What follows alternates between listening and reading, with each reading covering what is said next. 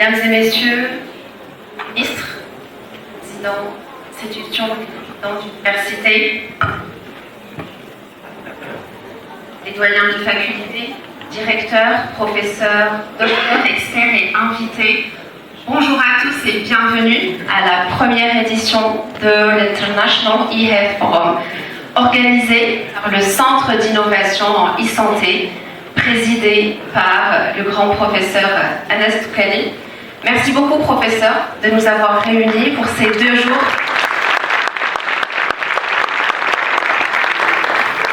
Nous voyons déjà que l'événement est victime de son succès. Merci pour cette initiative qui va nous réunir autour de 2 jours d'innovation, d'échange et de partenariat.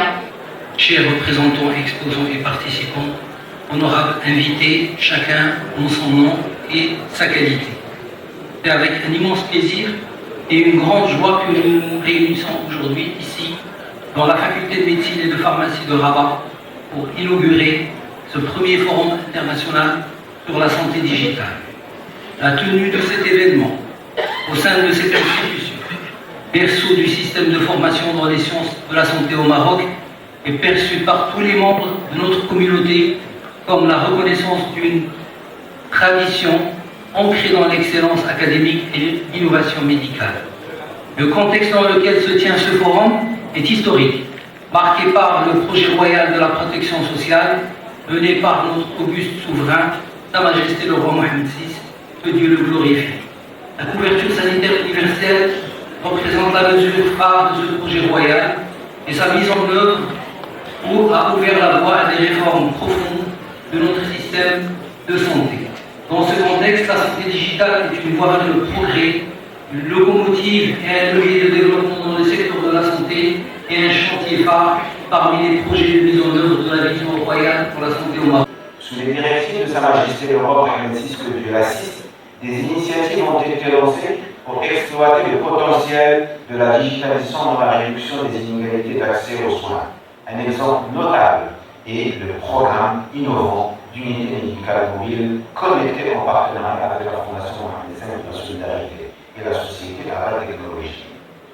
Celle-ci cible la diminution des disparités territoriales et sociales en combinant soins de proximité et télémédecine, assurant ainsi un accès immédiat aux services de santé de base, réagissant efficacement aux urgences médicales et jouant un rôle crucial en période de pénurie de ressources humaines. Je dirais en conclusion, c'est un grand plaisir pour moi aujourd'hui que je m'adresse à vous lors de ce forum. Il demeure impératif de préserver et de persévérer surtout dans nos actions afin de maximiser les avantages de la digitalisation de la santé tout en atténuant les risques potentiels. Cela nécessite une collaboration continue entre les différents acteurs du secteur, le respect des normes de sécurité et un engagement envers l'équité, l'éthique et l'inclusion dans l'accès aux soins de santé. En unissant nos forces, nous pourrons concrétiser une transition réussie vers un système de santé plus moderne, efficient et centré sur le bien-être de nos citoyens. Je vous remercie pour votre attention. Wassalamu alaikum wa rahmatullahi wa barakatuh. Je dis qu'on est passé de l'université 1.0 où on s'assoit et on reçoit des enseignements.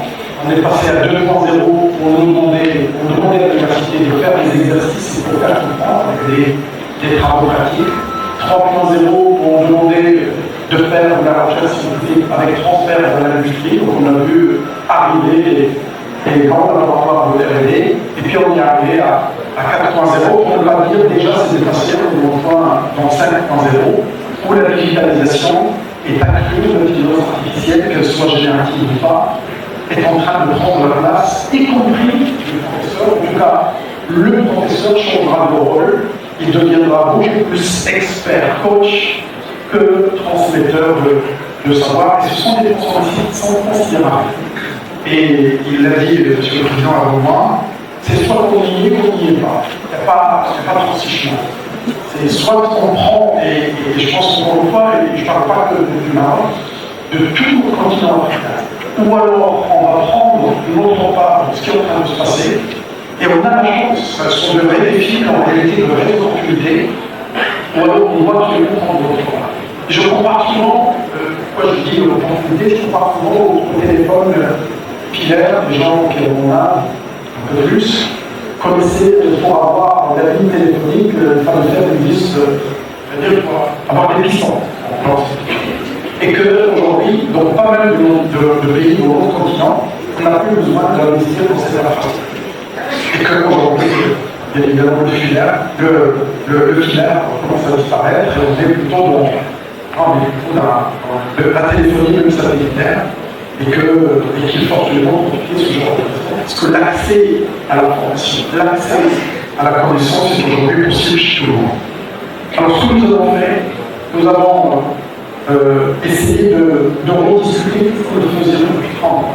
On a dit, aujourd'hui, il y a des ruptures qui sont en train de s'opérer, et il faut absolument qu'on arrive à prendre du droit dans ce domaine, et en particulier en médecine. En médecine, vous savez que les besoins du Maroc sont considérables, et encore plus avec cette généralisation de la sécurité sociale, en tout cas de la médecine généralisée. Nous avons d'abord réduit le cursus de 7 ans à 6 ans. Je rappelle juste que dans le cadre du nouveau modèle, j'ai vu ma collègue qui était ici. Nous avons plutôt opté pour 5 ans. Et que la sagesse, je remercie tous les moyens qui sont là et qui m'avaient expliqué qu'on va aller doucement. Parce que, bien évidemment, il faut qu'il y ait l'acceptabilité, qu'on puisse co-construire un nouveau modèle de formation de médecins. Donc on a finalement condamné aux 6 ans, moyennement faire des formations pour les médecins de famille, en gros des formations spécifiques pour avoir plus de médecins de famille. Donc on a introduit des modules spécifiques, moyennement également digitaliser davantage nos contenus pédagogiques, c'est ce que nous avons fait. On a investi dans la simulation et les responsables qui sont là. On a fait un effort considérable pour la simulation. Ce n'est pas pour remplacer la pratique, c'est pour accompagner justement la pratique et donner plus de possibilités à nos jeunes de comprendre les phénomènes et de pouvoir les pratiquer sur des mannequins. Et aujourd'hui, le progrès commun dans les éléments de simulation sont aussi considérables et c'est un élément indispensable.